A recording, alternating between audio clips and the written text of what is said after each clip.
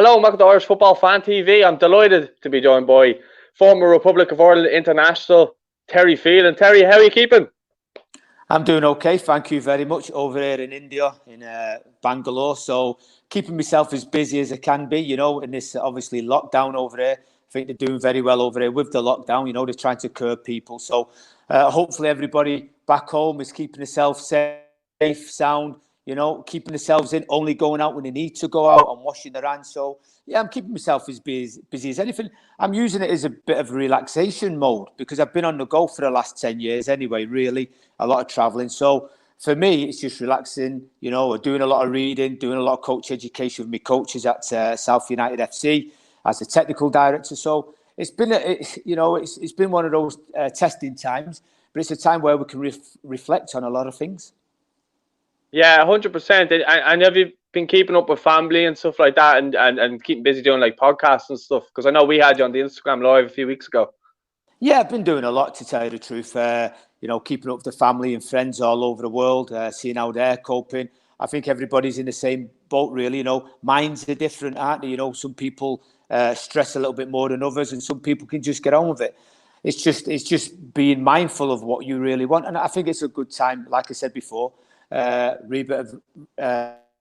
reflecting on your life and reflecting with your families and spending more time with your families and watching them young children maybe growing up if you've got young children. Yeah, well, I have a little nephew, and I haven't got to really see him that much because he's normally here most days. He gets minded here, so kind of missing him obviously because he's only a little baby, and they grow so quick that you're missing kind of memories at the same time, Yeah, I'm sure you do. Obviously, all mine are quite big and a lot older now, so they're coping quite well. But I'm on my own over there, so it can be kind of testing. But I think you just, like I said before, you just got to keep your mind fresh. It's time to do a little bit of cooking, a little bit of the Indian cuisine. Test yourself, take yourself out of that bubble. A lot of reading, like I said, a lot of coach education with the coaches. We give them homework and assignments to do. So that's could be 3 or 4 hours. So that takes a lot of the time up. So it's like I said before, it's just one of those things, and we have to get on with it. I'm sure we'll come out with it a lot better. We'll be a lot more mindful of what we do and how we go about things. But yeah, it's testing times, but I'm sure we'll get through it. We've been there before, and I'm sure the people of all over the world in all different countries will get through it.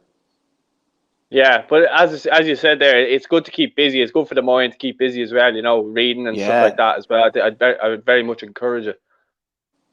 Yeah, I mean, whatever you've got hanging around, obviously the coaches, I've got a lot of coaching manuals, a lot of managers' books, the Alex Ferguson books, a lot of football books, what I read and, scan over. And then your science fiction books. And then there's nothing wrong with dropping into Netflix and all later on in the night time. There's nothing wrong with that. Sitting down, I can't get no popcorn. I'm sure you can get popcorn over there, but I can't get it here anyway. I can get a little bit of chocolate. So it's little times like that where you can really, as a family, it's time to grow now as a family, especially if you've got them younger ones, and be healthy. Sorry, yeah. And obviously be healthy, and just be happy we're here. Just be happy once you get out of bed in the morning, you put your feet on the floor. You've got another day, because we could be worse off, really. Yeah, and there's others more misfortunate out there without houses and stuff like that. So be grateful for those type of things as well. I think you're dead right there. Yeah, I think there's a lot of people doing a lot of work. You look at them people on the front line, the nurses, the doctors, and if we as a nation and people can help them by staying at home, only going out when we need to go out, it helps them and all, and it's going to save lives at the end of the day, and that's what it's all about. It's all about saving lives and looking after yourself. So if you are under quarantine, stay under quarantine, drop out when you need to go out, and that's it, and just spend time at home. Wise words from a wise man. Thank you. No, but normally I wouldn't wear a cap when I'm doing an interview. It's just one of those times, yourself with quarantine, and the hair's not having the best of days. So I threw a hat on today. So I hope you don't mind. No, you can keep the hat on. I wouldn't want to see your hair anyway. Obviously, you see mine. It's thick at the sides, but less on top now. So for me, it doesn't really bother. I'm trying to grow a patchy beard, I think it is. But this will be coming off soon. Don't worry about that. Yeah, well, you still look like you did when you played, though. You still look you have aged well. Well, thank you very much. I'm only 25. I'm coming back and put my boots on. No. Well, listen, I try to look after myself as best I can. I'm same way. I look after myself. I do my running in the morning for a good half an hour of running round the apartment. I do my my body circuits, my home circuits, like everybody else.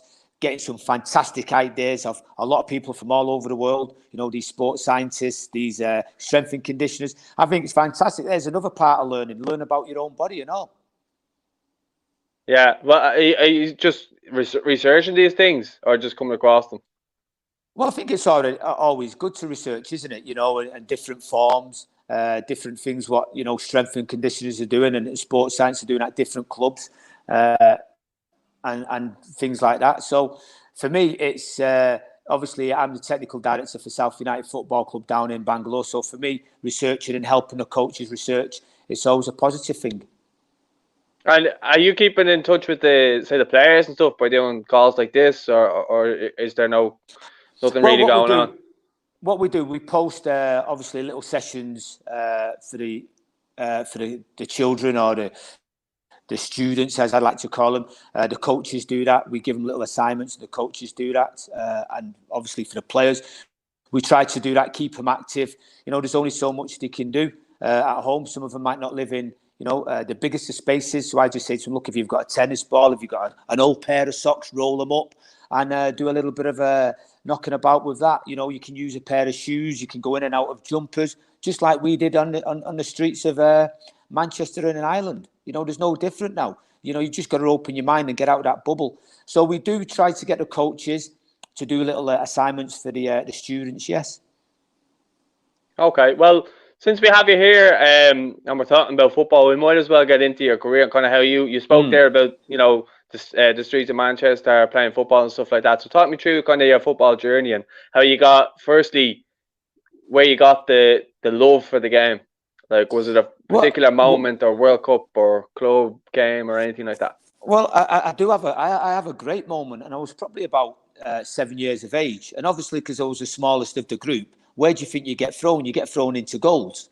So my brother said, look, get into the goals, Terry. We need a goalkeeper. You can get in there. I didn't have a clue about goals. 7 years of age, and you're playing with probably, 12, 13-year-old boys, and get in the goals. You've got a brick wall behind you with chalk on the wall as the goals. You've got a curb in front of you, and you've got a big old, massive, rock hard Casey ball being smashed against you. And if you don't try and dive for it on the concrete, you're getting a land blasting, aren't you? So I think that was my first recollection of welcome to football kind of thing. And I think it just grew from there, really, out on the streets. That was the thing then. Get a football, have a knockabout, 20 aside, on the streets, on the cobblestones. You've got a curb to contend with. You've got cobblestones to contend with. And, you're looking at students now, boys and girls growing up, and, coaches are telling them to be on the half turn to receive a ball. Well, we did that when we was younger, because if you didn't do that, one of the bigger boys was giving you a kick up the backside. So you had to learn quite quickly. So for me, that was my first taste of, obviously, being out in the streets and playing football with the lads. And a lot of bigger boys and all. There was none of this age difference or size difference. If you was good enough, you got out there. So I think I grew from that. And obviously watching it on the TV, match of the day, any European games, what was on, it was usually the European Cup, the UEFA Cup was on. Trying to watch that as much as I can and just growing it that way. And did you, when you were coming through, when did you start actually playing for a football club? So your first club, say? Well, I think you start at your schools, don't you, really? You start at your primary school, started playing for the primary school at the right age, UH, U9s, U10s, all the way through there. And then I think, you start gradually getting better, no formal coaching, because no disrespect, it was the teachers doing it. So there was no formal coaching, not like there is today. where the students are really getting told, that the players are getting really told and shown what to do of these top class coaches all around the world. There was really none of that. You had to go out there. If you was good enough, you played. If you wasn't, you didn't play. So it was basically playing for the school, St. Peter's and St. John's, graduating through the years there, and obviously every now and again would play probably 2 years up if you was good enough. So that was a great bonus. But for me, it was just about getting out there. I love running. I love being fit, and it was like feeling that air when you're running in the wind, in the rain, and just enjoying it. And just looking at it is like, I remember my first game was the first World Cup was the 1978 World Cup, and I think that was in Argentina. They won it that year, and that's when Ardiles and Ricky Villa come over to Tottenham Hotspurs. So I remember that quite clearly. And I remember the tournament quite clear. And I thought to myself, well, listen, that's where I want to be. But it just doesn't happen. You have to work hard for it. And I worked hard for it at the younger ages. But what we did, we enjoyed ourselves. We was allowed to be free. We was allowed to just enjoy playing. There was no pressure. There was no temptations. It was out there, play. Who's got the ball? Who's got the Casey ball? Who's bringing it out? Who's got the flyaway ball? Anything you could get, you would play with it. It was a tennis ball.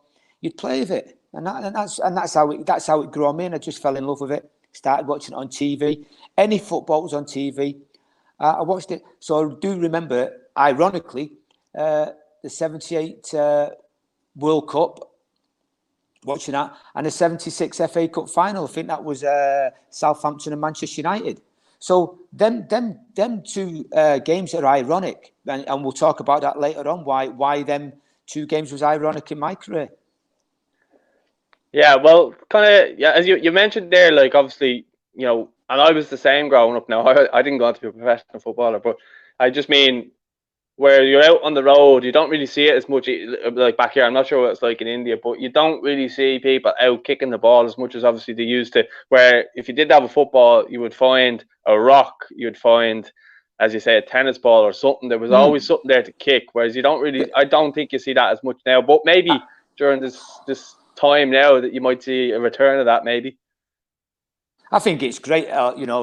Something's always good comes out of something bad, and you've seen a lot of players now in the back gardens doing keep-ups and Wally challenges, things what we did when I grew up. Me, a wall, and a ball, and that's how we grew up. Just a brick wall and just a curb. We played Kirby. We knocked the ball against the wall. We played Wally. We played Wembley, we played World Cup, we played all these kind of games back then. Whereas now you're looking at things on YouTube, you're looking at all these tricks, what the younger players are doing, really young players, you're getting the professionals doing it and all. I think it's, in a way, it's really good because you are seeing it now, real going back to grassroots in the back gardens and that now. So it's really fun to see that.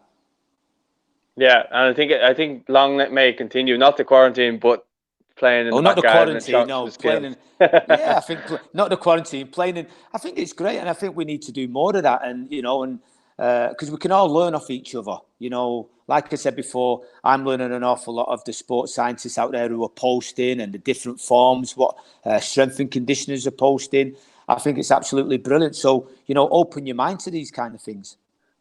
Yeah, 100%. Well, look, on your career, you've played for a whole load of clubs, and really top clubs as well. I have to say, when you look at them, like, they've all featured in the Premier League. But kind of getting to your first pro contract and then signing for Leeds. So how did that all come about, in your own words? Well, listen, this is a funny story. I remember my mum saying to me, "Terry, there's a lot of men knocking on the door." I said, "Well, you've got a lot of boyfriends then, Mum, haven't you?" So no, but these was managers from all over. Everton. I was only 12 years of age, and I'm sure a lot of the other players have had the same thing. But for me, it was something a little different. I never expected it, especially when you play for your school, like I said, and then you play for your local side, which was Broughton Juniors, and then you start playing for Salford Boys a little bit. That's where the scouts started coming. So, teams like Manchester City, Manchester United, Liverpool, Everton, obviously Leeds, Arsenal, Celtic, and I was only 12 years of age. I'd never seen so many flowers and boxes of chocolates. I thought it was in a theatre, to tell you the truth. But it was great, and we didn't have the guidance. Obviously, the players at that age had now. It was just one of those things. A chief scout, Ken Bates, was it Ken Bates? I think it was. It was at Manchester City chief scout. He was there, and Ken Barnes. Sorry, it was Ken Barnes. Sorry, Ken Barnes. He come into the house and says, "Listen, we want you to sign for Manchester City. We'll give you a 4-year contract at 12 years of age."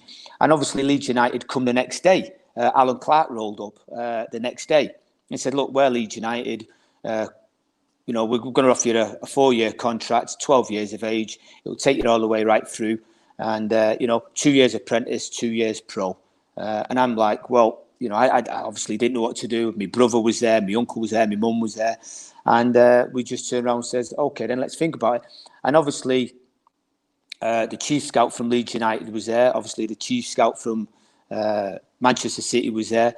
And I had to make a decision, plus a lot of other clubs. I think my decision was based on the older the team and the older the players, you had a better chance of getting into it. Leeds United then was in the old second division. You had people like in the team, Frank Gray, Eddie Gray, Peter Lorimer, Alex Sabella, who obviously played for Argentina and captained Argentina, and obviously was the manager of Argentina. Dave Harvey, Kenny Burns. You had all these wonderful players in the team, and I thought to myself, look, they're getting a lot older. We've got a better chance going there. Plus, my best mate from Manchester, he was heading down there, and also it was great for me. And I ended up picking Leeds United, surely based on I had probably a better chance of getting in the first team than I probably did at any of the other clubs. Not saying I wasn't probably good enough, but at 12 years of age, you still got a long road. And I think I made the right decision. Yeah, I would have loved to have joined Manchester City then, but I think I made the right decision leaving home and go and joining a big, massive club like Leeds United. And what was it like then when you started getting into the team? I don't know, maybe the build up to your first game. What was that like? Your first professional game? I think if we just backtrack a little bit, I remember my first game on Ellen Road. I was 12, 13 years of age, and it was a trial match. This was the big one, and I remember it clearly. There's I don't know how many's in the crowd. There's probably 3,000 or 4,000 watching the trial matches. Players from all over England, players from Ireland, all over Scotland, Wales, all over the place. And I remember Eddie Gray coming up to me and saying, "Look, just go and play a normal game." So I went out there, and he was a player then. It was Alan Clark, and he turned around and went, "Just play a normal game." And I remember scoring just inside or just over the halfway line. I just remember scoring over the halfway line and knocking one in the top corner with my left foot. And I think that nailed the spot then. It really cemented that, hey, if I can play on a big field like this in front of 3,000 or 4,000, it's time to really, start progressing. And I think that was it from then, really. And I remember that very clearly. And to really go on and achieve what I did at Leeds United was fantastic. But I think working hard as an apprentice was one of the hardest things in the world. You're cleaning boots, you're cleaning toilets, you're doing all the stuff, the non-glamorous stuff, which I don't think the players do now, but it keeps you grounded. It learns you a lot of social skills and life skills, and you have to fit in. But the main thing was obviously the football, training hard, and looking after yourself. So for me, getting into the youth team was a big plus. But then playing the reserve team, I think I was probably just touching 15 when I broke into the reserve side, 14 and a half, 15 when I broke into the reserve side. So that was a big plus. So, like you mentioned there, obviously about cleaning boots and stuff like that. Yeah, I think, as you said, the newer players these days, they don't really appreciate it as much because obviously that's, you're putting the graft in to get to where you need to be. I think some players these days get too much too soon. Well, I mean, it's the way football is now, isn't it? You can't blame the players. It's just the way, times have changed, societies have changed, and that's don't Owners forget as well. yeah, and owners now. Don't forget, we was on a government training scheme then. Apprenticeships. So you had to do that. You had to do the boots. You had to do the kit. You had to clean the stands. You had to divot the fields. You had to paint the ground. You had to paint railings. You had to do all that, and that it put you in good stead, to tell you the truth. And it's all like give you honours. I enjoyed it. I never moaned. I just got on with it because at the end of the day, if you didn't do it, you wasn't going to go very far, because obviously coaches was looking at that temperament and that personality side of you and all. If you can do it, if you can do that, we can trust you to go on the field and do a job on the field and all. Because at the end of the day, it was a job on the field, Yeah. Well, what was the debut like for Leeds? Well, the full professional debut. Yeah, I remember it. I remember it quite clearly. Breaking into this Leeds side, we had obviously it was 11v11 and one sub. So there was 12 lads on the coach. You had your cook and your physio and that, and then they always had a 13th man, and the 13th man always travelled. And and you'd hear the older players going, "Oh, 13th man, I don't really want to travel." For me, it was absolutely brilliant, and it was the week before my debut, I think I went down to Brighton and then Fulham as 13th man. And I relished it. I thought it was absolutely brilliant. It's better than staying in the digs on a weekend, and then you were staying in a hotel on a Friday night, you're with the players. You really got looked after a bit. I remember going to Shrewsbury. Gary Hampson was injured. Frank Gray was injured. And I was really the only left back there. But I used to play as a left winger when I was younger. I got converted as left back when I was probably 15 or 16 years of age. So we was playing Shrewsbury away, and it was only an hour before the game. And Peter Lorrimer will come up to me and he says, "Wee man, I think you might get a little sniffer. I think you might be playing. Get yourself ready." I'm saying, "No, Pete, I'm not going to be playing in this game. There's no chance." So Gary Hampson, he failed his fitness test. Frank Gray wasn't there. He was at home injured. And the gaffer come up to me, Eddie Gray, and he says, "Listen, wee man, it's your time now. You've done your apprenticeship. You want to be a man. Get out there and show what you can do." And I went out there, and I remember playing against Shrewsbury. I think we won 3-1. And I remember Peter Lorimer coming up to me after the game, and he says, "Wee man, you've got a big bonus coming." So I could afford to go out and buy myself a couple of suits and that. So I remember it quite well. And some of the players we played with, John Sheridan, John obviously, Denis Irwin, little Tommy Wright. It was absolutely brilliant. And to look back then as a raw 17 and a half, 18-year-old, it was absolutely brilliant. Yeah, that sounds amazing. I can see by the smile on your face like how much of a good memory that is for you. Oh, it was absolutely fantastic. Just in the dressing room, and you're nervous as anything. But when you're a young boy, the nerves just go away. Once you get on the field, you're running like a hare, you're tackling like a lion, you're jumping like a gazelle. And and the game just goes so quickly. And we ended up, like I said, we ended up winning the game 3-1. I've got a nice fat little bonus, which was great. And but the players around you was the ones who really helped you. I remember John Sheridan just saying, "Terry, just enjoy yourself." John, obviously, John, playing with him at Ireland, he was a Manchester lad and all. So that helped me even more. The same scout scouted the pair of us, and that helped me even more settling at Leeds. And then I had Mark Russell, who was another Manchester boy, a good friend of mine. The same scout got the three of us, and John's younger brother and all. So there was 4 of us there. So it was kind of easy to settle in at Leeds United because we had 4 Manchester boys there now. Yeah, well, talk me through the season there then, because you stayed just the 1 year, 85 to 86.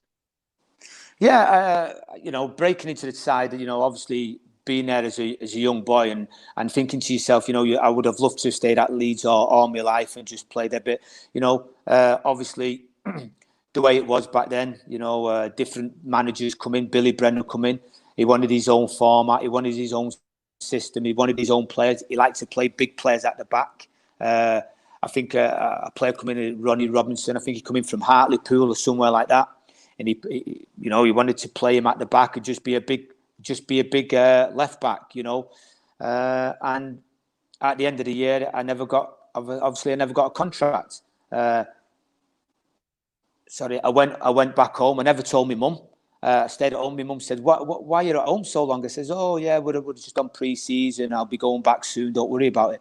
I never told her that, I wasn't getting a new contract, because for me, that was something where it probably failed.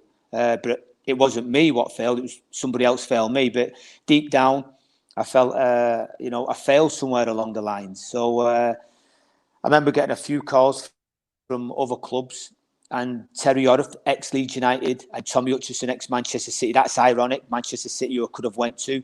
And Terry Orth, who played for the great Leeds team and obviously the Tottenham team, they was at Swansea, and he says, listen, why don't you come down to Swansea, get away from it, come down, the weather's beautiful, the beaches are wonderful, the weather's great, the water's like the Mediterranean. And I'm thinking, yeah, I'll have a little bit of this. So, yeah.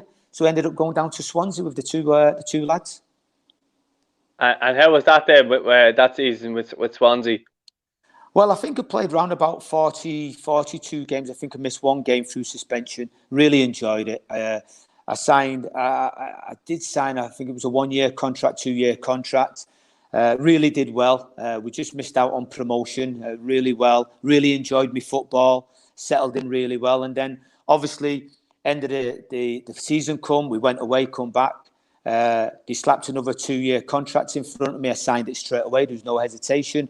Give me a little bit more money. And then 3 weeks later, they says, look, we're selling you. I says, what? I've just signed a contract. You can't do that. I said, no, we're selling you. You're going up into the big league. So I said, what do you mean the big league? You're going to Wimbledon.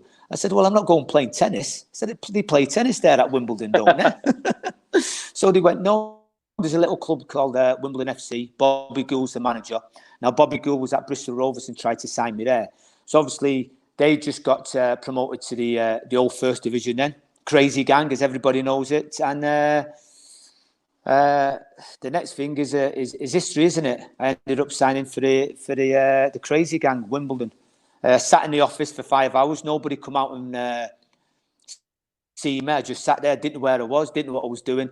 And then Bobby Gould come out and says, oh, you're Terry Phelan. I said, yeah. They said, well, we've just bought you for £100,000. Welcome to Wimbledon. Sorry we kept you waiting. We was just testing you, see how you'd fare. See if you get up and walk out. Bit of a test for you. 5 hours I was sat there. That was only the start of the tests. I'm sure that's mad when you think about it. Believe me, that was only the start of the test. So, I think the first 6 months was very hard at Wimbledon. Coming from Leeds United and going to Swansea, the style of football was a little bit different. It was more of on the floor, playing out the back, getting it through the midfield and get it to the forward. Keeping possession a lot longer than it was at Wimbledon. But Wimbledon had its success the way it did it. That was all about getting the ball out your feet, playing on triggers, getting it into channels, hitting diagonal balls for runners, big men up front, getting the second balls, getting knockdowns. Took me a little bit of time to get used to it because I just wanted to play, especially watching, teams like, Liverpool and Real Madrid winning, Barcelona's of them days, back in the days, and Ajax. And, I just wanted to play football. It was a little bit alien to me, to tell you the truth. But I soon settled in after 6 months. I remember playing against Newcastle. I was having a bit of a torrid time for the 6 months, to tell you the truth. I didn't enjoy it. I couldn't get my head around things.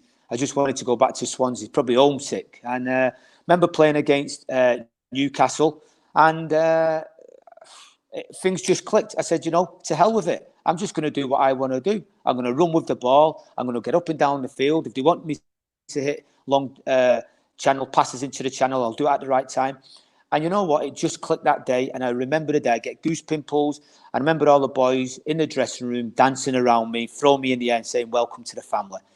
So it was absolutely, absolutely brilliant. And I never looked back from that day. Well, you kind of you mentioned there, obviously, not enjoying the 6 months. And I think you told me on the Instagram Live that they'd be cutting up your gear and stuff like that as well, wouldn't they, in the dressing room? Well, to tell you the truth, yeah, they never really cut mine up because obviously being at Leeds United was a big, massive club. And some of them had been at big clubs and played in big clubs in the first team. Some of the lads, little Denis was at Southampton. I think he he got let go there. He didn't break into the first team. John Fashanu, I played against John when he was at Millwall, so he'd had a taste of it. Laurie Sanchez and that. But, for me, they recognised Leeds United as a big, massive club. So they knew I had something. So I was quite kind of quiet, and they kind of left me alone, to tell you the truth. And I didn't wear the best gear anyway, so it wasn't worth cutting up. so the old shell suit, I'd probably wear a shell suit, so it probably wouldn't get cut up. Tracksuits. It's if you wore something smart and nostalgic and beautiful, it'd get cut up. They'd think you was a Sloan boy or a Sloan girl, and they'd cut your gear up. But some fantastic times, mind. Some eye-opening times. But your soap bag, you never know what was in your soap bag. Your shoes would be nailed to the bench. Your clothes would be ripped up. They'd be burnt outside. Your car would go missing. If you had a car, your car would go missing. There was some, you'd find in the hotels, if you left your key on the top, your key would be gone, and you'd think, oh no, this is it. Your bed would be in the lift. That'd be delivered down to the reception. Your room would be a mess. Your clothes would be all over. So, you always had to be on your guard. But you know what? It was a family. And it was probably the best thing what happened to me was going to Wimbledon with the crazy gang, your Vinnie Joneses, your John Fastnews, your Dennis Wise, Alan Corks, Laurie Sanchez, David Besant. It was absolutely fantastic. Fantastic 5 years. Well, you mentioned those players there, and there's obviously that cup final as well that you are famous for. But the players that you mentioned, especially there, they all went on to be really well recognised in English football. Yeah, I just to tell you the truth, talking about the cup final, I watched it the other day. I watched the full 90 minutes, and I watched the build-up. Watched the full 90 minutes in the build-up. It's the first time I've done that, to tell you the truth. I was a bit bored, so I thought I'll flick it on and just watch myself. Shorts was horrendous, hair was horrendous, But what a fantastic day! And I remember the night before, Bobby Gould says, "Listen, go out, relax, get yourselves a couple of Guinnesses, just chill out, make sure you're in for 12 o'clock." Now, we're playing at Wembley the next day, mind you. Just chill out and enjoy yourself. And I remember him in the dressing room, him and Donald, David Kemp, just saying, "Listen, lads, just go out, enjoy yourself, feel free, because it might be the last time you're at Wembley." And like I did, I watched that the other day. Wasn't the greatest of games, but we did our job, what we needed to do. At the end of the day, it wasn't about playing attractive football. It was about winning a football game and winning a match against probably the best team in Europe at that time.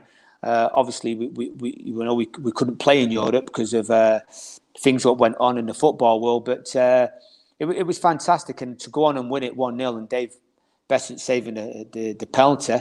Was a dream come true. Like I said, my first cup final watching it was 1976, Southampton versus Manchester United, going on the street, kicking a ball about, and being one of the boys. So, to go on and win it at the old Wembley, which was a fantastic stadium, against a team like Liverpool, and obviously played against Ray Houghton, played in that side, John Aldridge played in that side, ex-Ireland teammates, was a dream come true for a 21-year-old boy who was fresh out of his nappies in the old First Division.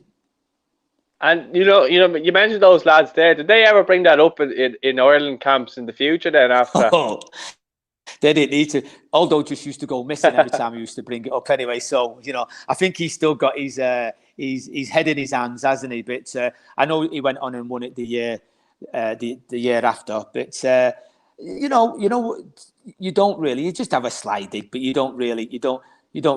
It's gone, isn't it? You don't really have a big chinwag about it, because when they turn around and say, "Well, throw your medals on the table," I've only got one, they've got probably 21. Then I just keep my mouth shut. Well, that's your way of getting them back, I suppose. Yeah, that's my way of getting them back. And but you say to Aldo, what happened with that penalty? You had a little stutter there. What happened? Was the nappy filling up, or could you not handle the pressure? He was only in front of the Wimbledon fans anyway. So I don't, but it was a great save from Dave Bess. And I know Bess, we did do penalties and we did the little stutter anyway. So we knew he would stutter, and Dave didn't move. It was his second run up to the ball. Then Dave moved, obviously. And if you see how far Dave was off his line, he was about 10 foot off his line. Now he'd be sent back on his line. But 6'5", 6'6", 6'7" frame, basketball player. Yeah, well, kind of off the bat, you had a hugely successful time, obviously, at Wimbledon, and as I mentioned, all those players went on to have, as you said yourself, a family type of club. But you all kind of went on to have a good careers. Sorry, go on. Yeah. I mean, Dennis Wise went to Chelsea for 1.5 million. I think Vinnie Jones ended up going to Leeds for 1.5 million. Dave Besson, I think he went to Newcastle with Andy Thorne for around the same figure. John Fashanu later on ended up going to Aston Villa. Keith Cole, Man City, 2.5 million. Terry Phelan, Man City, 2.5 million. John Scales ended up leaving and going to Tottenham Hotspur. Alan Cork ended up getting a big transfer fee. I think he ended up going to Sheffield United. So, when you look at that, obviously managers said we couldn't play. But don't forget, I started off at Leeds United, probably one of the biggest clubs around. Back in its day, I started off there. And all the other lads started somewhere. So we did have something in us. But we played a type of football which would win his games. And that's the way the philosophy was at Wimbledon. You play our way. We're strong. We're resilient. We're tough. When you play our way, we don't want to play another way. And you've got to fit into that. And that's what won us trophy. That's what got us our big money moves. So, for me, getting a big money move to Manchester City at that time was fantastic. Maybe I stayed too long at Wimbledon. Maybe I stayed maybe 2 or 3 years too long at the end of the day. Maybe I should have went around about 1990, 91, 1990, and maybe I should have left. Well, since you did move, obviously you got your move to City, and then that's coming into '92, and that's when you start making headlines with Ireland and getting called up. So what was it like getting the first call up? Well, I mean, I was always what would I say? I was in the 21s in the B team. I come up the way through the youth ranks for Ireland. Through the ranks, I don't think a lot of people know that I did come up through the ranks, and I was being monitored, and it probably was only a matter about time. I think again there was a couple of injuries, and I got a couple of phone calls, and I put the phone down twice. The third time I got the phone call, he said, "Listen, it's Morris Setters here. Terry, next time you put the phone down, I'm not phoning you back." Obviously, I thought it was the Wimbledon lads having obviously messing about, because that's what they used to do. They'd phone you up, put a different voice on, maybe a reporter. You tell all the story, and they go, "It's Denis Wise or Vinnie Jones." So, you look a real bit of a fool. So to tell you the truth, I says, "Well, no, it's not Morris." So I put the phone down. It says, "Right, I'll phone you back in 10 minutes. If you put the phone down again, you're not playing for Ireland. Do you want to play for Ireland? We're playing at Hungary. Make sure you're on the plane in Dublin in the morning." I says, "Are you sure this is Morissette?" He said, "Yes, this is Morissette. It's not Dennis Wise or Vinnie Jones or John Fashanu having a mess about." He said, "No. Fourth time, if you put it down, you won't play for Ireland." So I never put the phone down. I listened to him. Ticket was there. I was on the plane the next day, and I was going to Hungary and playing my first international match in 1992. And I'm looking around the dressing room. Roy Keane was there. Big Mick McCarthy took me under his wing. And Paul McGrath was there. Kevin Moran was there. Packy Bonner was there. John Aldridge was there. Ray, and I'm sat around and I'm going, I've already played against these lads, but I'm thinking, is this surreal? Am I really here? Am I really going to be playing in this team? And, Big Jack come up to me and says, "Wee man, go out there and show us what you can do." And that's what I did. I just went out and worked hard. And was that on the like the flip of a day? You got a call, next day you're there. Got a call, next day I was there. Next day we was flying out. Simple as that. That was it. That was it. And it was a matter of from England to Ireland, it's 45 minutes on a plane. Get there in the morning.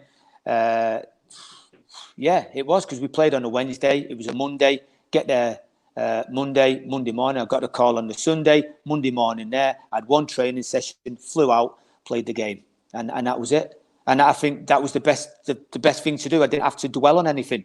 I wasn't nervous. Just got out there, pulled my gear on, and got out there and played. And probably the proudest moment I had, pulling that first team green jersey on, to tell you the truth.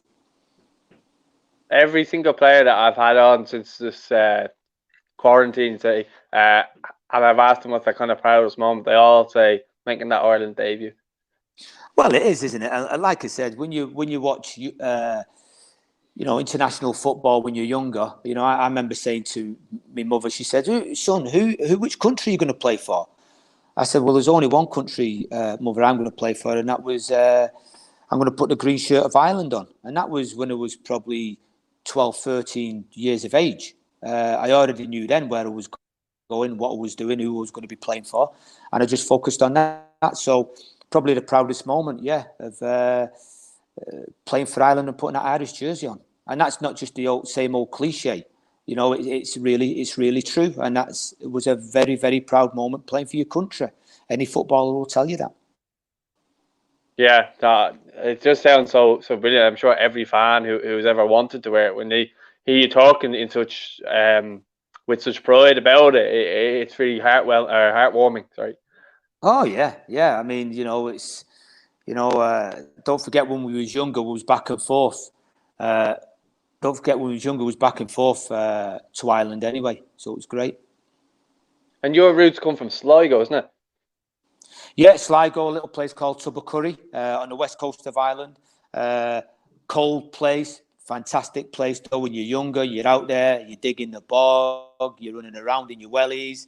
When we was younger, and you're kicking the ball about. So yeah, it was great. I've got a lot of family over there. Still keep in touch with all my family over there and all. Obviously, getting over in the early days when I was playing football was a little bit difficult. But now, hopefully, I get a bit more time. I'll spend a little bit more time back over in Ireland.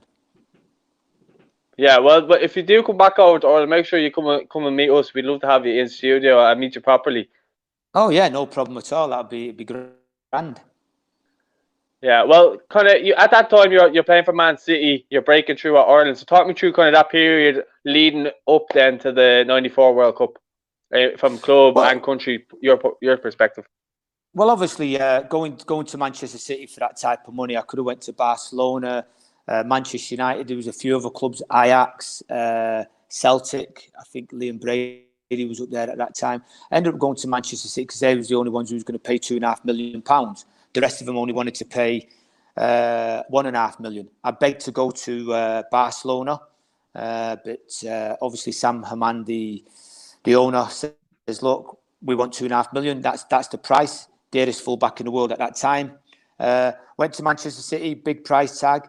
And all I did, I said to myself, "Listen, just work hard, put your head down, graft, work hard like I did at Wimbledon for 5 years, Swansea and Leeds." And that's what I did. And obviously, I think to myself, could I have broke into the Ireland team a little bit earlier? But don't forget, you had Jim Beglin was playing there, Steve Staunton was there then, and Chrissy Houghton was there and all. So it was very difficult to break in then. But no, I think going to Manchester City really opened the doors a little bit more for me, and playing at Manchester City was great under Peter Reid. We had some fantastic plans. Obviously, they didn't materialise back then. We was building a team. We didn't do too badly in my first year there. And obviously, the chairman, Peter Swells, was always under pressure. But, focusing on the island was absolutely fantastic. Obviously, Niall Quinn was there, Keith Curl was there, Tony Colton, Steve McMahon, some fantastic players in their own right was at Manchester City. And Peter Reid was only wanting to grow it and all. I think he was looking at bringing Matt Le Tissier in and trying to get Ian Wright to come and all, if you can believe it. So that was what sold at me, trying to build a club. Obviously, being a Manchester City fan and all, when I was younger, my first shirt was a blue and white one, a Manchester City one. That's probably why I'm quick, because I used to be always getting chased around the streets of Salford by the Manchester United fans. So that's probably I was always quick. But no, it was great to go to Manchester City after turning them down when I was 12 years of age. I wouldn't say I turned them down. It was just a better opportunity to play in a first team when I went to Leeds. So I thought it was absolutely brilliant. The fans was fantastic. You look at the club now to back then. Peter Swell spent money. I think he spent $1 million on Steve Daly back in the day. Trevor Francis was $1 million back in the day. So he did spend money back then, Peter Swell. So, but you look at the injection of money, what's been put there now, and yeah, it's about winning games and winning trophies. So I enjoyed Manchester City. I really did enjoy it, and then obviously it helped me in the national side and all, playing for a big prestige club like Manchester City, more noticeable on telly a lot more, and obviously it helped me a lot more in the Ireland team. So, as that's kind of progressed, and talk me through kind of qualifying for the World Cup and then the tournament itself, the build up and everything like that. Well, we just missed out on the Euros, didn't we? '92, and that was a big stinker, to tell you the truth. And we missed out on that. We just wasn't probably good enough at the end of the day. Too many draws, missed out on it. And then obviously the build up to the World Cup. Like I said, my first World Cup watching it was '78 World Cup, and I'm thinking, am I going to be part of this? And it was the only reason you're going to be part of it if you work hard at your club. And work hard when you get when Jack picks you in the team, and even if in training, I used to work hard, not mess about, get on with it. And as time went on, you're winning games, you're doing well. The Ireland used to stop for that Wednesday 2:00 kickoff, which was fantastic. And there was a group of boys there that reminded me of Wimbledon. A group of boys, a family, everybody was together. You had some players who was playing at top clubs in their own right, and I was part of playing at Manchester City with Niall Quinn. Grew up with Niall Quinn. Obviously, grew up with Denis Irwin at Leeds United. Grew up with Niall Quinn, obviously, from the youth ranks. But playing for the first team and getting games all the time. And then I think getting really cemented in the side and really nailing that left-back spot down, that was my main aim and my main ambition. And if I could do that, then I've got a long time in the Ireland team. And I did. Wonderful, travelling away, winning games, drawing games, losing games. I remember the Spain game, we got beat at home. I think it was 3-1. It wasn't a great game. And it was on the rocks a little bit. And we're thinking, oh, no, not again, because of the 92 Euros. Please, not again. And we beat Northern Ireland at home. And then a couple of other games we drawn, we lost, like I said, Spain. And then we had the last game was Northern Ireland game. Alan McLaughlin scored the goal. And we went through to the World Cup on that, to tell you the truth. What was that night like? What was that night like up there? Because I know it's very intimidating. When you see Kate Adey there, the news reporter there, who always covered, how would I put this? Would I put it as war zones? Would I put it as battles? How would we put that? But when she turns up, and she's got nothing to do with football, she's just turning up to report what's going to be going on. And to be fair, we went out there. Yeah, it was hostile, like no other place. Two neighbours, derbies playing against each other, but it was fun. It was enjoyable, and what a place to go to and end up going through to the World Cup finals. It was absolutely brilliant. And then again, another dream comes true. Obviously, you have to play well to be going on that plane and get on that plane and get on the field. And that's what I surely did at my club. Because, I never took anything for granted. Because 1 minute you could be there, the next minute you could be gone. And Big Jack was like that. He just wanted you to go there, do your job, and get on with it. That's why he was in there. Good players. He expected you to play well, week in and week out, especially at your club, and especially when you got into the Ireland team. So that was a big bonus. That was, I would say, a dream come true, going to the '94 World Cup in USA, especially with Ireland. Yeah, I'd say the crack was brilliant as well, though, within that team. I've heard some stories coming out previously, but I'd say the crack was unbelievable. Well, it was, wasn't it? We was just a group of boys. Obviously the lads have gone to the '88 Euros. They've gone to the '90 World Cup. They knew what it was all about. Ireland was a force in world football. Everybody knew about what they'd done in world football with Big Jack and Morris Setters. The captains like Mick McCarthy and Packy Bonner, the old rearguard there, and Kevin Moran and Paul McGrath. They knew what it was all about.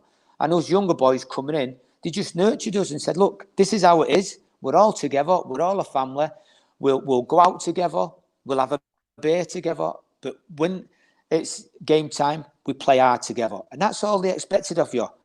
Even if you was a young lad like myself, just go out there, play yourself, get on with it and work hard. And that was it. And after the game, we enjoyed ourselves. We went for a pint.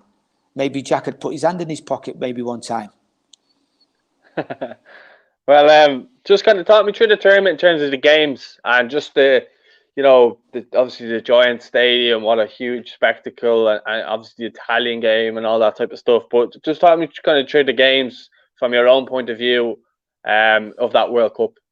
Well, I mean, obviously, getting there is exciting anyway, isn't it? Going to a World Cup is for anybody.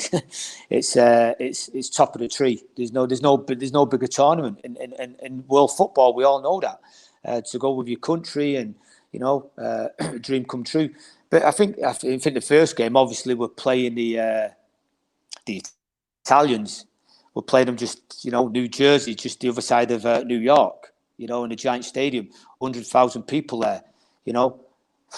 What can you say? The Irish and the Italians, a big force in New York anyway. Back in the day, big force now on the field.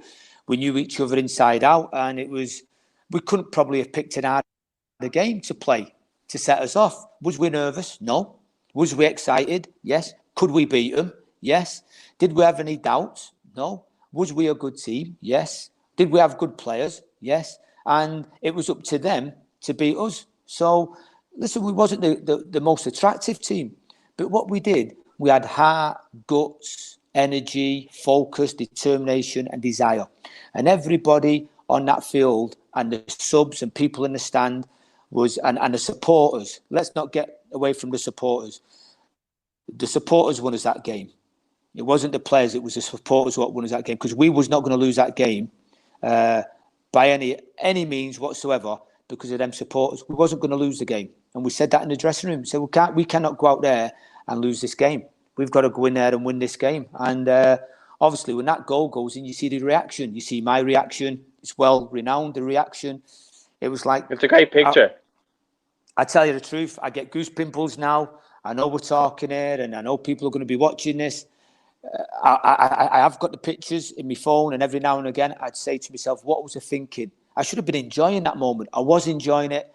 Like I said, the 78 World Cup was my first World Cup, and to see the first goal go in against the Italians, it was just, I thought, what it was like? Is somebody going to pinch me and wake me up? I thought I was actually dreaming. And that's how I still feel to this day. And I've got 3 reels of it. When Ray rolls, he rolls, and then he gets up. I've got 3 iconic pictures. So, fantastic moment. Yeah, fantastic moment in Irish history, that game. And everybody knows about it. And it'll always be cemented in the history books. Yeah, and that's something nobody can ever take away from you as well. Obviously, those pictures, they're everywhere. If you Google Ray Houghton goal versus Italy, the picture of you and him pop up every time. Well, they say about fullbacks not getting forward in them days. Well, I think I was the nearest person to him. And I think it was just one of those moments where, he'd done his twirl. I don't think he knew he was doing himself. He could have hurt himself. I don't know, to tell you the truth. But it was just the way, it was just sheer immense sense of relief more than anything. And I still can't believe I played in that game, to tell you the truth. I still look at the pictures and think, was I really there? I'm still going to be waking up. But it was fantastic. It was hard to really mention what was actually going on in my mind. Yeah, it probably felt surreal though as well. It's I think what people describe it as kind of like an outer body moment. Is that what you would call it? Well, out of body moment. I don't know if it's an out of mind moment. I could have at least smiled and enjoyed myself. I think it was just think it was the adrenaline was going, and the adrenaline was going. It was just, you know what? It was more sheer shock than anything else. Sheer shock. Am I here or am I still asleep? Is somebody going to wake me up or they're not going to wake me up? And that was it. And that's what I say all the time. It was just sheer adrenaline and a shock that we've actually scored against the best team in the world who went on to the final. And let me say this. When we was going to that World Cup, we'd already beat Germany, we'd already beat Holland. Yeah, it was in friendlies, but it was against in their own backgrounds. And we said to ourselves, we've got a chance here. I remember Jack saying in the build-up to the World Cup, lads, don't peak too early. Save it for the World Cup. And did you feel as though kind of from that game, I think you mentioned it before, that you maybe put a lot into that game that kind of affected you later on? I think all the lads put a lot into that game. The humidity was immense up there. I know it wasn't as hot as down as, but it took. We didn't have the sports science we had now. We didn't have all the heart rate monitors and the testing and that. We didn't have that. We put everything into that game. It took a lot. I think it took a real lot out of the boys. And then going into another hard game, obviously playing the Mexican team was a very good team down in Orlando. I mean the weather, it took everything out of us, And then Norway game, and then obviously we get through to the round of 16. Then you've got the might of the Dutch. A couple of mistakes cost us the game. I don't think we played badly in the game. I thought we had the great chances like we did in the Mexican game. Great chances to go on. But obviously a couple of mistakes. Header, back pass header from myself to Phil Babb got intercepted. And then Paki Bonners. But that's life. It happens. Yeah, well, the thing is, I think regardless of that, I think the fans, the fact that we're doing so well at that time, you see the pictures and you see the like RTE would always show films of you coming back on the plane and the reception that you got. Like the country would literally go, I say lockdown, but like it would go into. I was only 4 at that point, or 3 maybe. So I wouldn't have kind of known much about football back then. But like I look at us now as a nation, and we don't get nowhere near as much hope and belief as obviously you guys did. Like that team that you mentioned, the players that were there were unbelievable. Yeah, it was. I mean, what we tried to do is, one, play for the shirt, 2, play for the fans, because it was the fans who used to come out. It's the fans who was there in the droves. The place had shut down when we was at home. Everybody would go to the game, whether he was young, old, mum, dad, granddad, grandma. And that was all about. It was all about, going out there, playing for the shirt, playing for the fans. That was it. And I know people say, well, that's what you're supposed to do. But I think it was a bit more special in Ireland because there wasn't a lot of success beforehand. But going to the 88 Euros, that was fantastic. The first big tournament. Then going to the 1990, that was another big. And then going to the 94, and we just, like I said earlier, we just missed out on the 92 Euros and all by a whisker. So when you look at it, great times for Ireland. We was building momentum. We was sort of like integrating the younger players and all. I think Jack took his time in doing that. He liked to stay with the tried and tested. Nothing wrong with that. But he was trying to bring in myself. Phil Babb was coming in. Roy Keane was coming in back in 92. Jason McAteer. The young Kelly from Leeds, he was coming in. So, Gary. You look, Gary Kelly, sorry, you look at these players who was coming in and Jack was trying to bring them in. But it was fantastic. And, I'll always remember the World Cup, But, when you look deep down, we was probably better than any team because there wasn't great teams. There was not great teams. I don't think the Brazilians was great. We went on and won it. Obviously, we beat the Italians. The Dutch wasn't fantastic for all the players they had. We probably had a great chance at least getting maybe to the quarterfinals, semi-finals. And people might think I'm a bit mad, but we had belief, and you've got to have belief when you're a football player playing for your country. Yeah, I totally agree, and that's why I kind of find it. Well, I used to find it a bit sad with Martin O'Neill, but kind of talk down the players a bit, because you'd be coming from teams like yourselves who would believe in yourselves, no matter what, like, or whatever team you have out. The Irish players would more often than not give a performance, Well, it was, listen, you had to perform. If you didn't perform, you wasn't playing for your country. And everybody wants to play for the country. I don't care what anybody says. I didn't mind travelling away and going on tours for a week and 2 weeks and 10 days. I used to love doing it, because don't forget, at the end of the day, you're playing for your country. And that's what it's all about, and there's a lot of lads out there who haven't played for the country, who'd love to play in World Cups and European championships. I was fortunate enough to be one of those players to play in a World Cup, and I'll always cherish that for your country, growing up through the youth ranks and playing for Ireland. And what was it like for yourself when you'd be coming over to Ireland? What were the fans like to you when they would see you out in the streets and stuff like that? Were they coming up and grabbing you and hugging you and stuff? The fans, the fans was great. We had never had any problem with the fans. They're like your brothers or sisters, aren't they? At the end of the day, a lot of my family are in Ireland. They're all over in Ireland, in Tubbercurry, Sligo, all over the place. So for me, it was a joy to go over there and spend time with the fans and walk down the street and chat to the fans and sign an autograph. Nothing wrong, because at the end of the day, they're the ones who make it special. They're the ones who are, paying through the skin of the teeth to pay the last buck or the last bit of money to come and see an international game. It could be the last penny, and they're spending it to come and watch us. So, it was nice. It was good to put good performances in. If we got beat by a better side just on that day. It wasn't that we didn't put a bad performance in, but I think for me, and I'm not just saying this, it was great, always great going over there. It was different from club football, going over. And when you used to run out onto the pitch, obviously, you just see the fans, green, white and gold. What can I say? It was absolutely brilliant. Yeah, well, kind of off the back of that, then you signed for Chelsea. So kind of talk me. So you kind of going you Chelsea, Everton, Crystal Palace, Fulham, and Sheffield United. So kind of talk me through those teams and those kind of years. Well, I mean, obviously things was happening at Manchester City. Different managers coming in. The club was getting taken over. They wanted to get players off the wage bill, try and get some money in.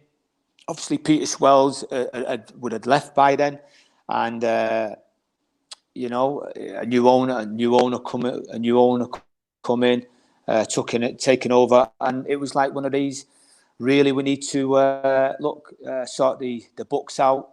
Level the books out, try and get players out, try and get a lesser player in and lesser money. And I was probably one of the first to go. Obviously, Chelsea was rebuilding with Glenn Hoddle. I knew London. I had no hesitations in going down there. He sold me what he was building. He told me the players he was looking to bring in, which was fantastic. The players he was looking to bring in, and he had no hesitations going down there to Chelsea. I went down there injured, if you believe it or not. I tore my hamstring at Manchester City, and I signed for Chelsea actually injured. And I said, look, I'll do my rehab at Manchester City and then come down after it. It says, no, we sign, we get you down there, we do the rehab down there. And I don't think I played. I think I signed in maybe September or October. I don't think I played till late November because I did tear my hamstring. I think I made my debut against Arsenal at Highbury, set the goal up and then come off at half-time because I re-injured it again. So some wonderful memories there. Obviously, players coming in. History tells you Gianfranco Zola, Vialli, Ruud Gullit, Mark Hughes, little Dennis Wise was there, Frank Leboeuf coming in, Dan Procescu. We knew what we was building. Matthew Harding at the time, God rest his soul. Obviously, he passed away in the helicopter crash. And, he was building something with Glenn. And but then at the end of the season, Glenn, we get to the semi-finals of the FA Cup, get beat off Manchester United 2-1. And then Glenn decides to take the England job, which for me was a bit sad because we'd sat there and we'd said, look, this is what we're going to do. And, it was really exciting. Then obviously England comes calling. You can't really turn that England job down. So obviously, Glenn obviously went and signed for England. So, and then Ruud Gullit took over as manager. And what was it like playing under Ruud? You'd have come up against him a few times, I'm sure, as well. Yeah, not many times. I mean, playing with him was great. I think when you become a manager, I think he adapted his ways a little bit. You know, he had to adapt his ways a little bit. As a player, he was fantastic. It was at the end of his career. You know, he had a lot of injuries himself, but he was a monster on the field. He had a great character off the field. And you looked up to him, you know, what he'd done in Italian football. Why could you not look up to him? And you learnt a lot off him. But then when he was a manager, he had to change his philosophy a little bit in himself. You know, you're no longer a friend kind of thing. He had a duty to do. And obviously, Everton coming for me, you know, and I'm like, do I go back up north? Do I not go back up north? Do I stay down? And Ruud said, look, we're not selling you. We don't want you to go. It's up to you.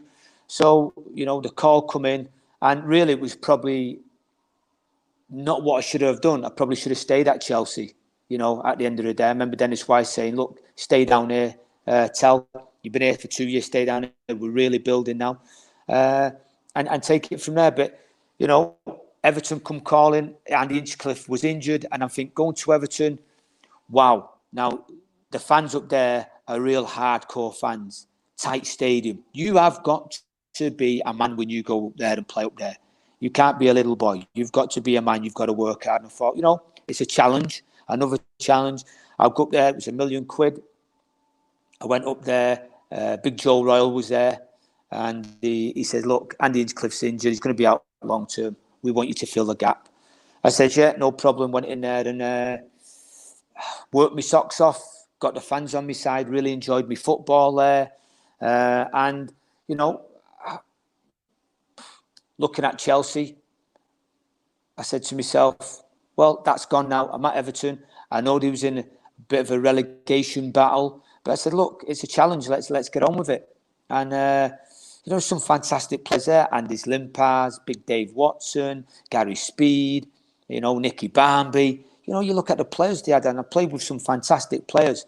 David Dunk. Unsworth, and you think Big Dunk, you know, let's not forget Big Dunk there. Neville Southall, let's not forget him. John Edbrell, you know, some fantastic Did you play with Kevin Campbell? No, did I play with Kev?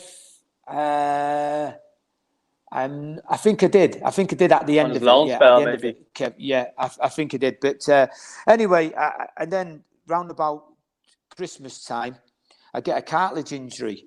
And I'm thinking, it'll only be 2 or 3 weeks. And it didn't. It progressed on, and I was getting other injuries. And I was out injured for 18 months, believe it or not.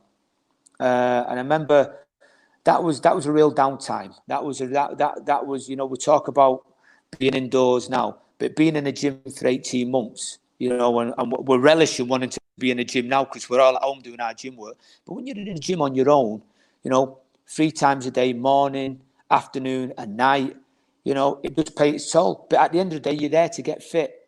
And you seem not part of the setup. You know, you're in there, you're plodding away, you're getting on with it. You're having setback after setback. 18 months. And I remember going to a surgeon, he said, listen, son, I think, you know, take your injury money and forget playing football, go and sit on a beach. But that wasn't Terry Phelan to do that. That was never in my mind. I battled through it. And I got myself back fit. I went down to Crystal Palace on loan, played some fantastic football at Palace. It was great. The lads was great. Stevie Copper was fantastic. You know, really helped him out. I was there for, I think, 2 or 3 months. And I thought to myself, got myself fit. Here we go back to Everton. And obviously the manager didn't fancy me. Walter Smith didn't fancy me. I had young Michael Ball coming through. He was a fantastic young player. And I said to myself, listen, I'm not going to stop a young player coming through. You know, I'm getting older. I've had my injury problems. I couldn't go to Crystal Palace because they was in financial worries. They couldn't really afford it. Fulham come calling. I ended up signing for Fulham. But on the back of that, I ended up getting back in the Ireland team. I went on tour with Ireland and ended up playing over 3 or 4 games. So it just tells you if you work hard and you keep positive, you can do anything you want. after 18 months, getting back, and Mick called me back and he says, I didn't even know you was playing anymore. I said, well, Mick, I've just been going under the radar, been doing my stuff, playing football for Crystal Palace, playing well. And Fulham come in. He goes to a game, he sees me at Fulham, and he pulls me, he says, wee man, he says, where have you been? I says, well, injuries, out, injured, but I've come back. He says, I'm going to keep an eye on you. And to be fair to him, he did keep an eye on me, and I got back in the Ireland squad. I went on tour, I think it was 2000, it was year 2000, I went over to Ireland, then on to the United States with the Irish team. So I think really that really did give me that push and that love, care and attention that somebody's out there watching you, and you know, you get back in the Ireland team, you're back playing for your country, everything's looking good after being out injured for 18 months. So it's, you know, it's, if you keep positive and you work hard, you've got a good chance.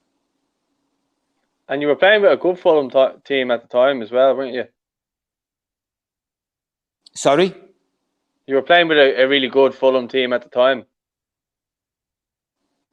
Yeah, I mean, listen, you know, after Fulham, we were doing well at Fulham. We won the league there. You know, some great players again. Louis Saha, Lee Clark, Kit Simons was there. Chris Coleman was there. So, you know, they had a great unit. Tagana come in. He got us fit.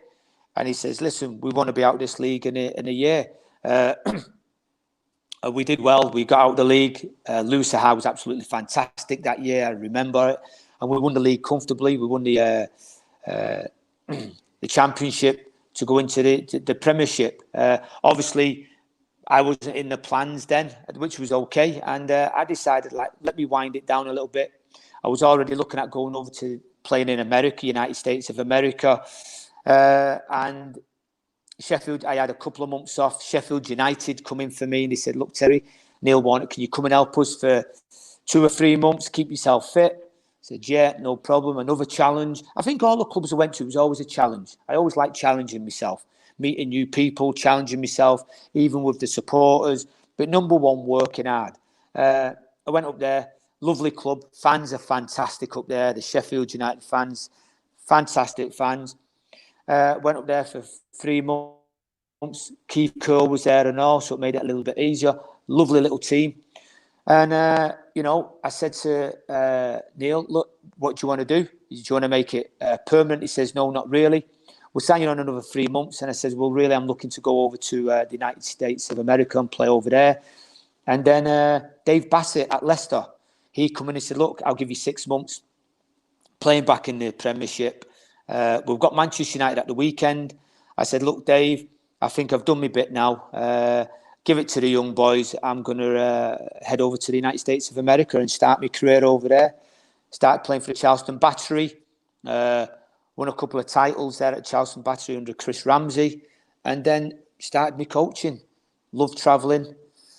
Started my coaching really over in the United States. Run a company with my business partner, Todd Offord, One-on-One Soccer. That really got me involved in the coaching side of it.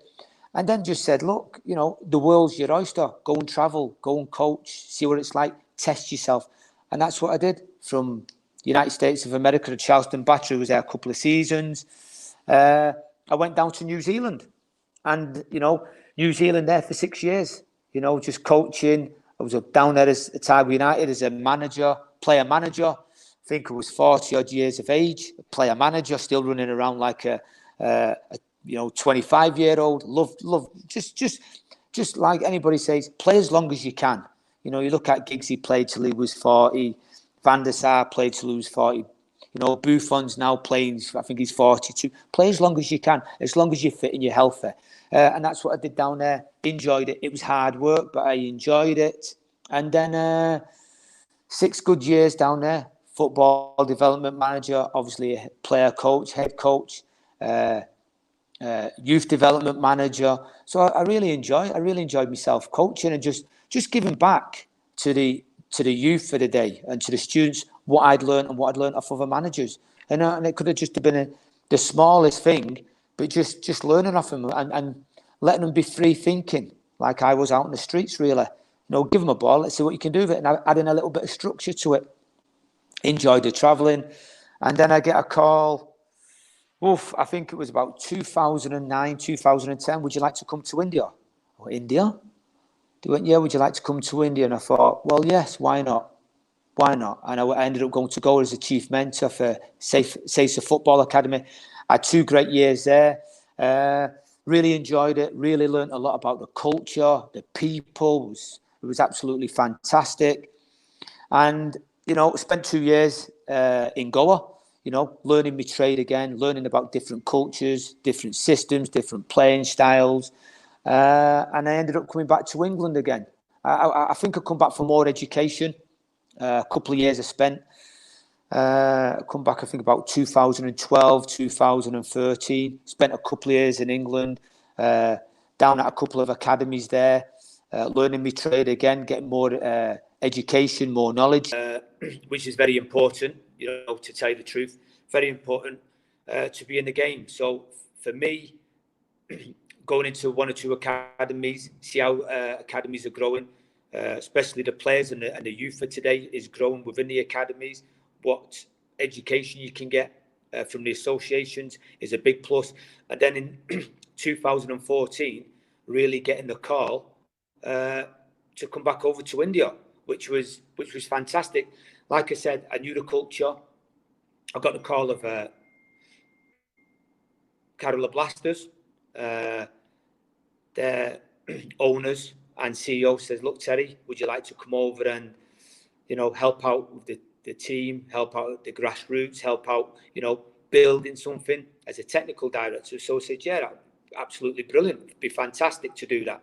Obviously, being in India previously, I knew what it was all about. I knew the culture very well, right down to food. And I knew what life was like in India, and absolutely, the culture is absolutely brilliant. If we know about the food, and living in Kerala for 4.5 years and all, if anybody knows Kerala, it's a wonderful place. Very humid and hot. But getting back to the team, if we look at the Kerala Blasters at that time, when you're packing in 60,000 fans for a game, and you're up there with, some of the best teams in the world on the fan base. I think we was in the top 10 for fan base alone. You get 60,000 week in and week out at your games. It just tells you how the football in India was growing. And that's what appealed to me. The coach education was getting better. The player education was getting better over there. Infrastructure was getting better. And I seen it growing. So it was always a case of, come over, let's build something. And we did that 4.5 years I was in Kerala for. It was absolutely fantastic as a technical director. And, I got the call then. Peter Taylor was, obviously, David James was the manager before. And Peter Taylor, after David got to the final. We just lost out in the final. Then Peter Taylor took over. And Peter didn't stay too long. And, he was looking for somebody to really take the reins. So, obviously Trevor Morgan was there, and he says, look, Terry, would you come in and be the marquee manager? It was only for a month. I think it was 6 or 7 games, which I fully enjoyed, running out there and sitting on the bench and being part of the first team and seeing the fans. Obviously was a wonderful feeling.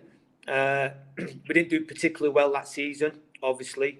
It was tough coming in for the month or so, but it was just energising the lads and getting that football feeling back into the lads and saying to the lads, listen, you've got 65,000 fans out there. Let's put a show on for them and let's work hard. And to be fair, all the players did. When, like I said, we didn't have a great season, but I'll always hold it in my heart because them fans down there. We talk about fans and we've got to appreciate the fans and all. We really have to appreciate the fans out there. And I don't think we do. I don't think a lot of us do. We've got to do it even more because they're the ones who come, they pay the money and they expect football to be played the way they want it to be played. Sometimes it doesn't happen. Sometimes, obviously, at the higher end, it's about winning games. And, there at Kerala Blasters was, you know, it was a wonderful time to see that. They call it the Yellow Army. And if anybody ever goes down to Kerala and you actually go to a game, it's a wonderful feel. I think there's only about 45,000 seated now. Then it was stands. Obviously, they had the U17s World Cup there, so they had to change the stands. But fantastic atmosphere. And the football in India is really growing now. Like I said, I've been here now 5 years. 5 years in March. I was in Kerala for 4.5 years, and then I've moved up to Bangalore. I've been in Bangalore for the last 9 or 10 months with South United as their technical director. So I'm used to moving about. Like I said, it was always a place in me heart to go and test myself, the bubble, see what's out in the other parts of the world about culture.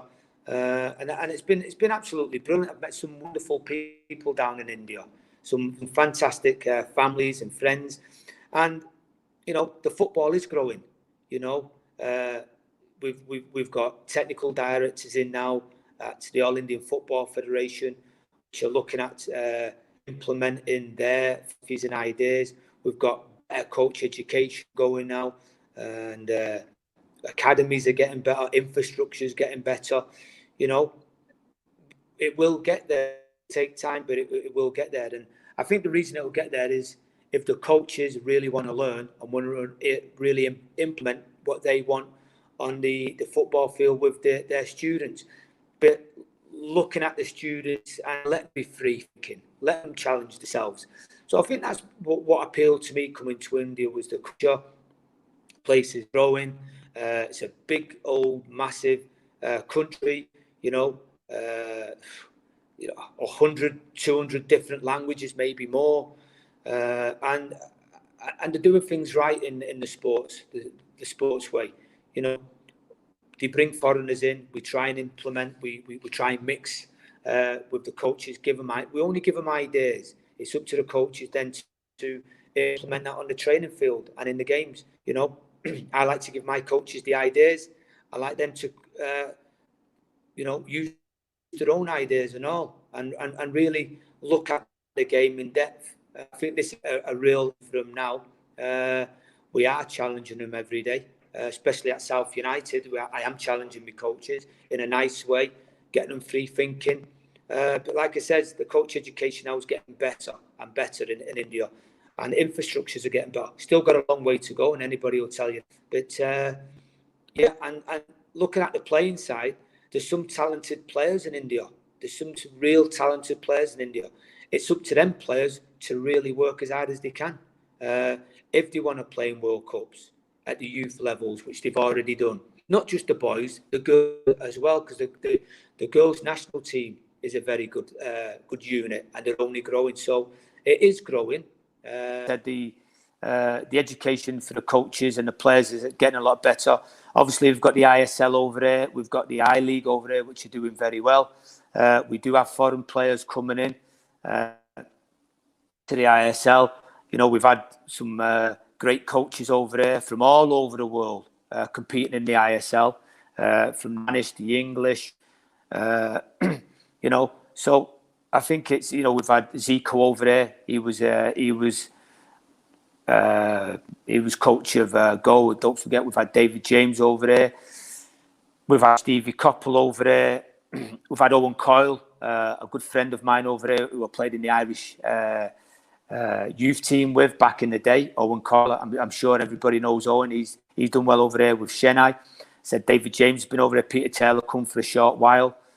John Gregory was over there and all. He done well with Chennai, won the league with them. Peter Reid and all. So it just shows you we've had a few coaches over there, and it appeals to them. You know, the ISL is getting longer now. It's going to be a longer duration. It was only a few months. It's getting longer. Like I've always said, we do need more games over there. We do need more competitions, especially for the younger boys and all. We have got the youth leagues and all, the I-League, the All Indian Football Federation I-League, youth leagues. They're going great guns. We have baby leagues now starting up for the younger ones. So football's really grasping here, and the participation in it is really, really growing at the grassroots level. And that's down to the people at the All Indian Football Federation and their hard work, what's going into it, you know. And people like us at South United FC, we're building an infrastructure to help that, you know, to galvanise that and all, like a lot of other clubs are. So if we can all keep on the right path, I'm sure we'll get there in the end. You know, yes, I played in the World Cup. A few other lads, David James has played in the World Cup. Obviously, we want India to be in the World Cup. We want them to be competing. It may not be now, but hopefully in the near future we can see that happening. Why not? You know, it's just all about the coaches, the players, and the organisations really working hard for the common goal. Yeah. Well, you've gone into punditry now as well. How's that been going for you? I can hear you perfectly now, by the way. So going well. Yeah, that's been great. I mean, I've been doing that now for the past 6 years. To tell you the truth, for Sony Sports.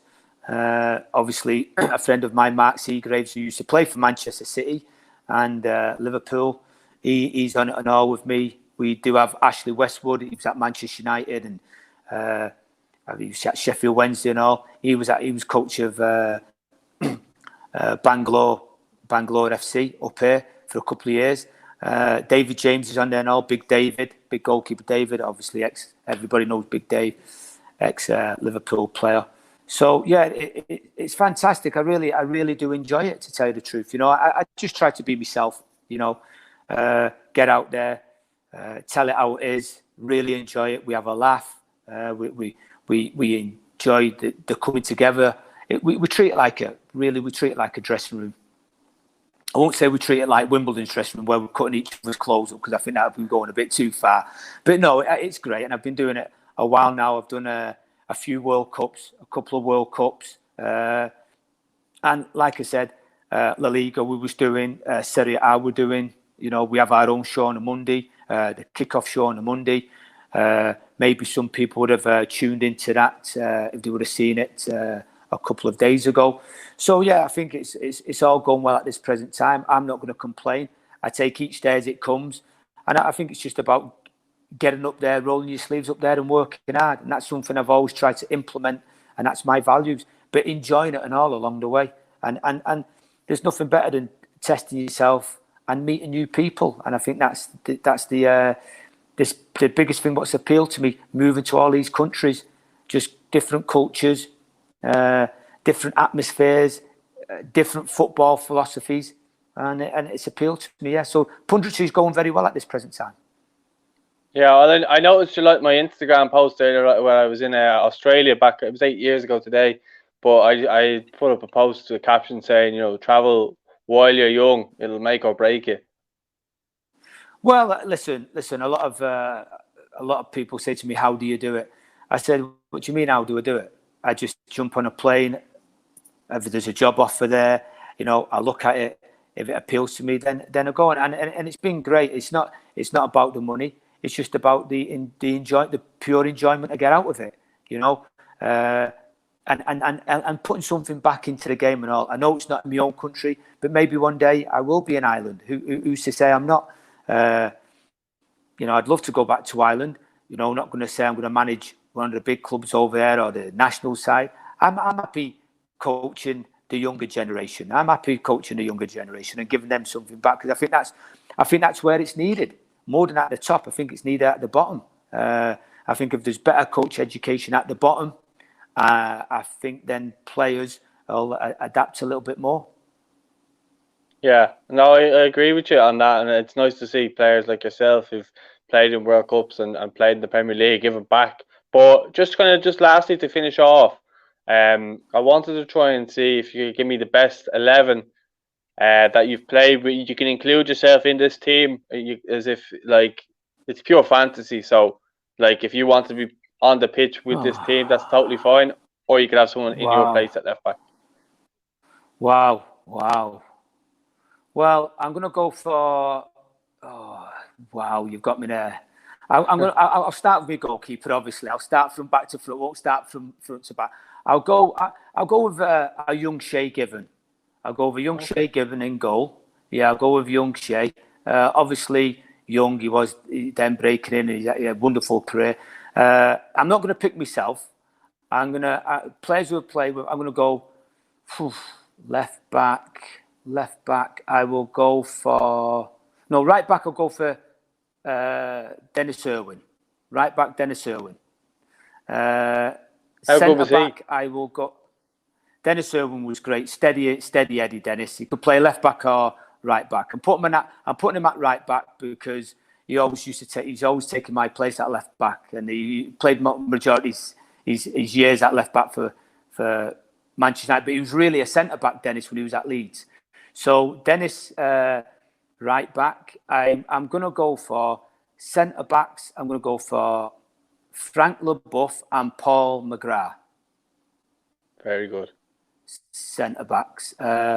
Left back. Wow. Left back. That's an hard one. Do I put myself in there or do I not put myself in there? So left back. Your team, Terry. You're the gaffer here, so you can be player manager. I'm the gaffer there. I'll go. I'm going to go for Chrissy Hughton. I'm going to go for Chrissy Hughton there as left back.